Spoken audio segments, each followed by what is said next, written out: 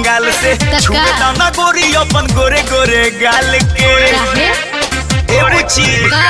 आइल बारू नाचे हो तू तो बंगाल से छुए दाना रानी अपन गोरे गोरे गाल के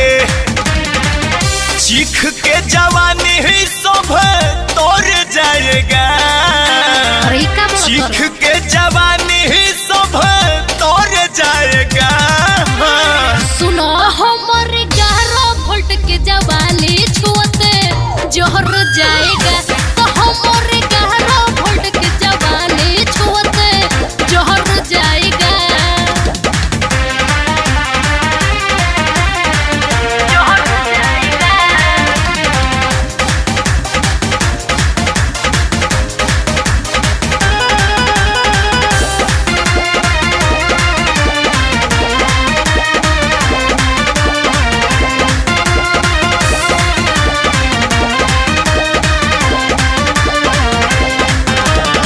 चढ़ल बा हमरो जवानी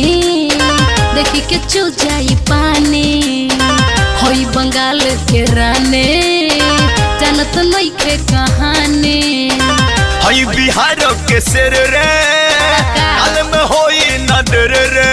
अच्छा जल्दी से घूमटा उठाओ रे काहे अब तू करू नडर रे चढ़ल बा हमरो जवानी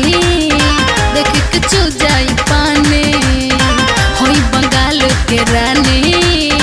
जानत नइखे कहानी हई बिहार के शेर रे ताले में होई नडर रे जल्दी से घूमटा उठाओ रे अब न करू तू देर रे एलईडी के बोल तोहर जोर जाएगा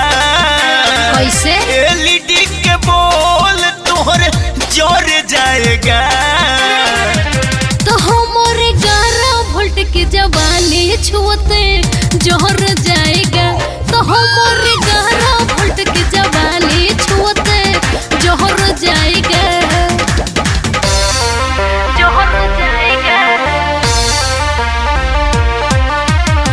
तो हमारे 11 वोल्ट के जवानी छुअते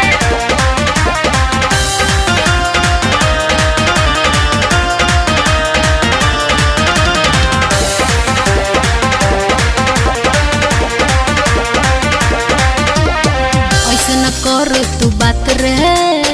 हो जाइब तू रफ सफ रे सटी करंट तोहरा में करब तू बाप रे तोहर छोड़ी सटाई गइल बा दिल में समाई सही में खाए के मन करता रे तोहर होई रसमलाई ऐसे न कर तू बात रे हो जाइब तू रफ सफ रे सटी करंट तहरा में करब तू बाप रे तोहर छोड़ी सटाई गइल बा दिल में समाइल खाए के मन करता रे तोहर कुल रसमलाई